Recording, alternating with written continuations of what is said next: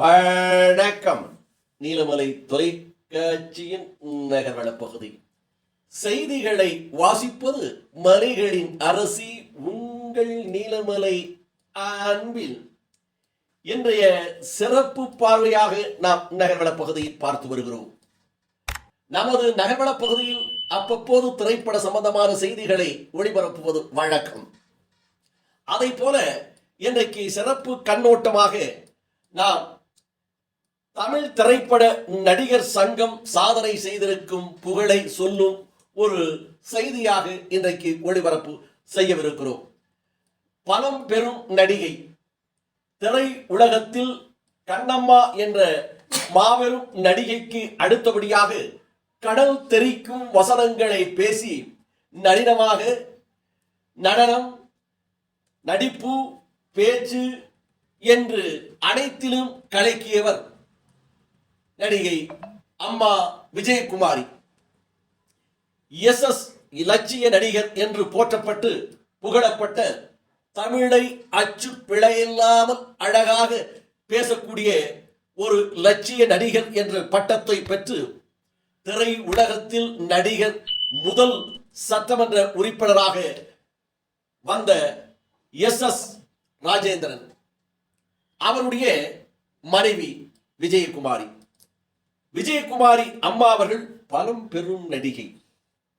தன்னுடைய சிறு வயதிலே திரை உலகத்திலே கதாநாயகியாக நடிக்க தொடங்கி பல்வேறு திரைப்படங்கள், எம்ஜிஆரோடு, காஞ்சி தலைவன், சிவாஜி கணேசனோடு பல்வேறு திரைப்படங்கள், மகளாக பார்மகளே பார், தங்கையாக பச்சை விளக்கு, மனைவியாக ராஜராஜ சோழன் என்று எண்ணற்ற கணக்கான படங்கள் நடிகர் திலகம் சிவாஜி கணேசனோடு.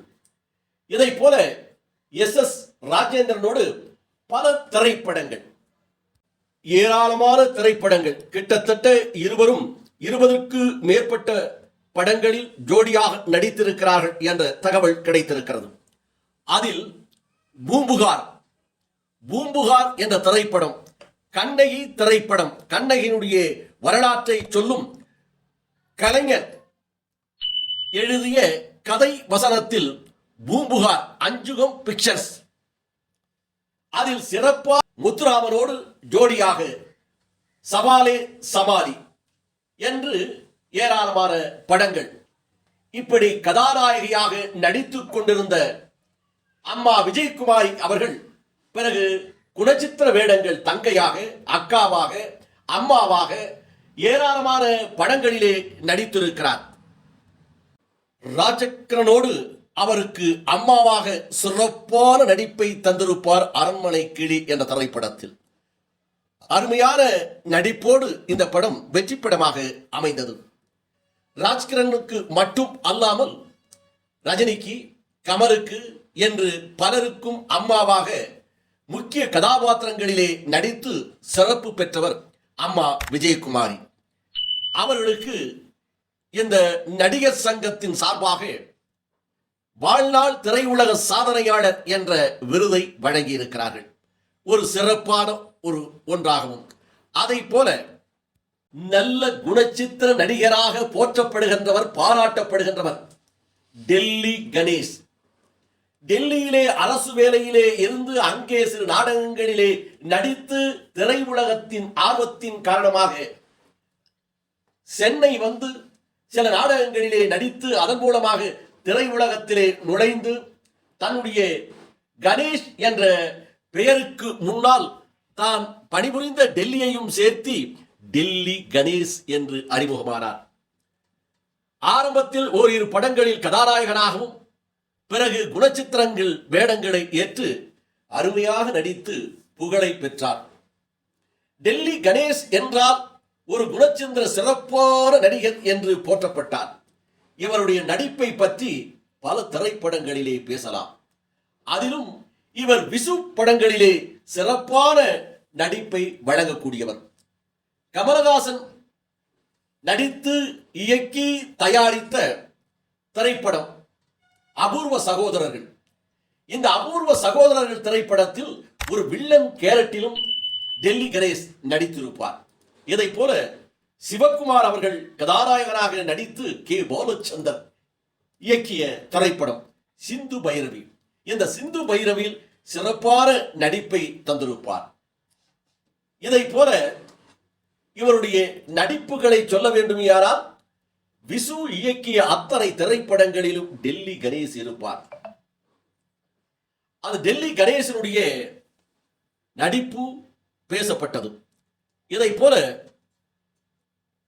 SP முத்துராமன் இயக்கத்தில் சூப்பர் ஸ்டார் ரஜினிகாந்த் ஜோதி நடித்த திரைப்படம் புது கவிதை. இந்த புது கவிதையிலும் ஒரு புதுமையான வேடத்தை ஏற்று சிறப்பாக நடித்திருப்பார்.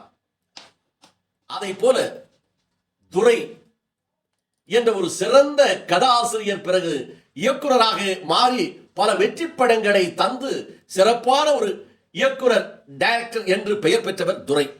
அந்த துரைக்கு சிறப்பான ஒரு படமாக அமைந்தது பசி என்ற திரைப்படம். பசி என்ற திரைப்படத்தில் சோபனா, மறைந்த சோபனா நடித்து தேசிய விருதை சிறந்த நடிகைக்காக பெற்றிருப்பார். அதில் ரிக்ஷாக்காரனாக வாழ்ந்திருப்பார் டெல்லி கணேஷ். இப்படி டெல்லி கணேஷ் நடித்த படங்கள் ஏராளமான படங்கள் சொல்லிக்கொண்டே போகலாம். அவரையும் திரையுலக வாழ்நாள் சாதனையாளர் என்று தமிழ் திரைப்பட நடிகர் சங்கம் தேர்வு செய்து அவர்களுக்கு விருது வழங்கி தங்க மெடலும் வழங்கி இருக்கிறது என்று சிறப்பான ஒரு அம்சமாக இருக்கிறது.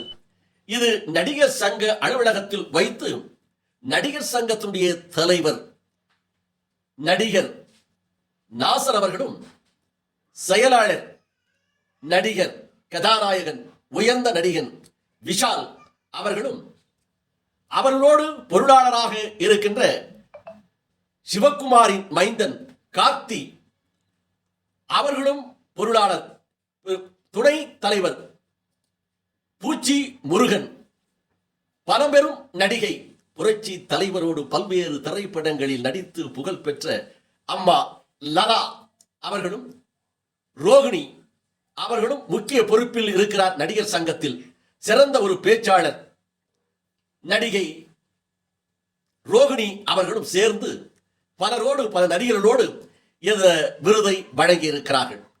இது பாராட்டக்கூடியது, மகிழ்ச்சிக்குரியது என்று தெரிந்ததால் நமது நீலமலை தொலைக்காட்சி இன்றைய தினம் இதை ஒரு சிறப்பு கண்ணோட்டமாக எடுத்து நமது நீலமலை தொலைக்காட்சி நேயர்களுக்காக வழங்கி இருக்கிறோம். இது போன்ற சிறப்பு கண்ணோட்டத்தோடு வருகின்ற திரைச்சுடர் செய்திகளையும் உங்கள் நீலமலை தொலைக்காட்சியில் காண்பதற்கு யூடியூப் பகுதியில் NMTV பகுதியில் நீங்கள் இதுவரை அங்கத்தினராக மாறாமல் இருந்தால் NMTV யூடியூப் பகுதியிலே சென்று சப்ஸ்கிரைப் செய்து பெல் பட்டனை அமர்த்தி அங்கத்தினரான மாறினால் இதுபோன்ற செய்திகளை எப்போதும் காணலாம் என்றும், அதை போல உங்கள் பகுதியில் நீலமலை தொலைக்காட்சி கிடைக்கவில்லையா, உங்கள் பகுதியிலே இருக்கின்ற உள்ளூர் கேபிள் டிவி ஆபரேட்டரிடம் அன்போடு கேளுங்கள். நவரசமான நிகழ்ச்சி, நல்ல நிகழ்ச்சி, உள்ளூர் செய்திகள், சிறப்பு செய்திகளை வழங்கி கொண்டிருக்கின்ற நீலமலை தொலைக்காட்சி எங்களுக்கு வேண்டும் என்று அன்போடு கேளுங்கள். அதே நேரத்தில் கேபிள் டிவிக்கு பணம் கட்டித்தான் நீங்கள் உங்கள் இல்லங்களிலே தொலைக்காட்சியை கேபிள் டிவி மூலமாக பார்த்து கொண்டிருக்கிறீர்கள். அந்த உரிமையோடு நீங்கள் கேளுங்கள். கொடுக்கின்ற கடமை உள்ளூர் கேபிள் டிவி ஆபரேட்டருக்கு உண்டு என்று தெரிவித்து இந்த நிகழ்ச்சியை சிறப்போடு தொகுத்து வழங்கிய எங்களது செய்தியாளர் பிரசாத்தோடு வணக்கம் கூறி விடைபெறுவது என்றென்றும் உங்கள் நீலமலை அன்பில்